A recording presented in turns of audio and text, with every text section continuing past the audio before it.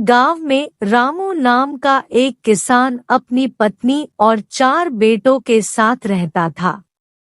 रामू खेतों में हल चलाकर खूब मेहनत करके अपने परिवार का पेट पालता था, परंतु उसके चारों लड़के बहुत आलसी थे, जो गांव में दिन भर इधर-उधर घूमते रहते थे। एक दिन रामू ने अपनी पत्नी से बोला कि अभी तो मैं खेत में काम कर रहा हूँ, लेकिन जब मैं बूढ़ा हो जाऊंगा तो इन लड़कों का क्या होगा? ये तो हल चलाना या खेल में काम करना भी नहीं जानते हैं। रामू की पत्नी कहती है कि ये धीरे धीरे काम सीख जाएंगे और फिर खेतों में काम करने लगेंगे। समय बीतता चला गया, लेकिन रामू के लड़के अभी तक कोई काम करना नहीं सीखे थे। एक बार रामू काफी दिनों तक बहुत बीमार था और खेतों में काम करने नहीं जा पा रहा था। उसने अपनी पत्नी को कहा कि वह चारों बेटों को बुलाकर लाए। उसकी पत्नी चारों को बुलाकर लाती है और फिर रामू अपने बेटों से कहता है कि अब मैं ज्यादा दिनों तक जिंदा नहीं रहूंगा, मेरी उम्र हो गई है। रामू को चिंता थी कि उसके जाने के बाद उसके बेटों का क्या होगा। इसलिए उसने अपने चारों बेटों से कहा कि मैंने अपने जीवन भर में जो कुछ भी कमाया है, वह खजाना मैंने खेतों के नीचे दबा कर रखा है। मेरे जाने के बाद तुम चारों भाई उस खजाने को निकालकर आपस में बांट लेना। यह बात सुनते ही चारों भाई बहुत खुश हो गए। कुछ समय के बाद रामू की मृत्यु हो गई और उसकी मृत्यु दिन बाद उसके चारों बेटे खेत में दबा खजाना निकालने गए और उन्होंने सुबह से लेकर शाम तक सारा खेत खोद दिया, लेकिन उन्हें कोई भी खजाना नहीं मिला। घर आकर उन्होंने अपनी माँ से बोला, माँ, पिताजी ने हमसे झूठ बोला था कि उस खेत में कोई खजाना है। हमने पूरा खेत की खुदाई की, लेकिन कोई खजाना नहीं मिला। उसकी माँ ने बताया कि तुम्हारे पिताजी ने अपने जीवन में यही खेत और घर कमाया है। अब तुम लोग खेत की खुदाई कर ही चुके हो तो उसमें बीज भी डाल दो।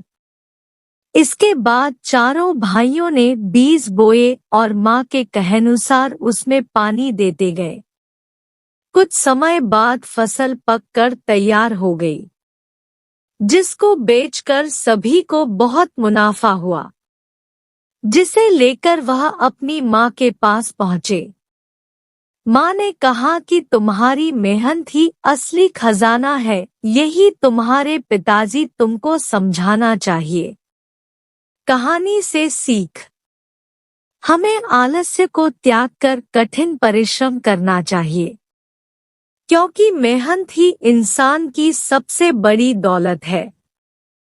एक समय शराब का एक बोतल एक संत के पास गया और विनम्र स्वर में बोला, गुरुदेव, मैं इस शराब के बोतल से बहुत ही दुखी हो गया हूँ। इसकी वजह से मेरा घर बर्बाद हो रहा है। मेरे बच्चे भूखे मर रहे हैं, किंतु मैं शराब के बगैर नहीं रह पाता। कृपया आप मुझे कोई सरल उपाय बताएं, जिससे मैं अपने घर की शांति फिर से पा सकूं। गुरुदेव ने कहा, जब इस बोतल से तुमको इतना नुकसान होता है, तो तुम इसे छोड़ क्यों नहीं देते? व्यक्ति बोला, मैं शराब को छोड़ना तो चाहता हूँ, पर यह ही मेरे खून में इस कदर समा गई है कि मुझे छोड़ने का नाम ही नहीं ले रही है।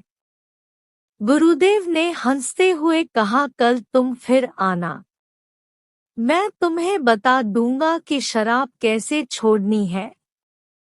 दूसरे दिन निश्चित समय पर वह व्यक्ति महात्मा के पास गया।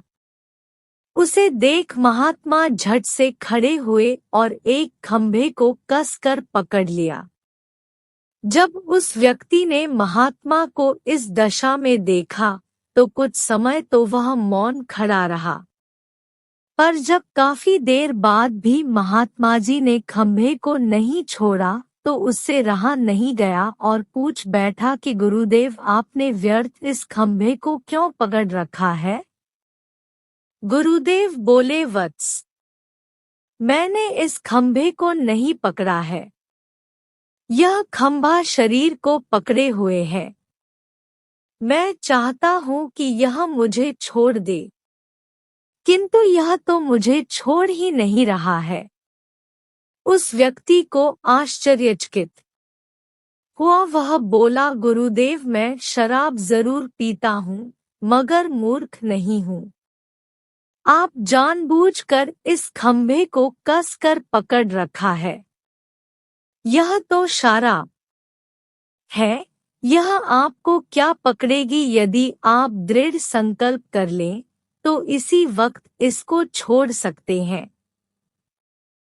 गुरुदेव बोले, नादान मनुष्य, यही बात तो मैं तुम्हें समझाना चाहता हूँ कि जिस तरह मुझे खंभे ने नहीं बल्कि मैंने ही उसे पकड़ रखा था, उसी तरह इस शराब ने तुम्हें नहीं पकड़ा है, बल्कि सच तो यह है कि तुमने ही शराब को पकड़ रखा है।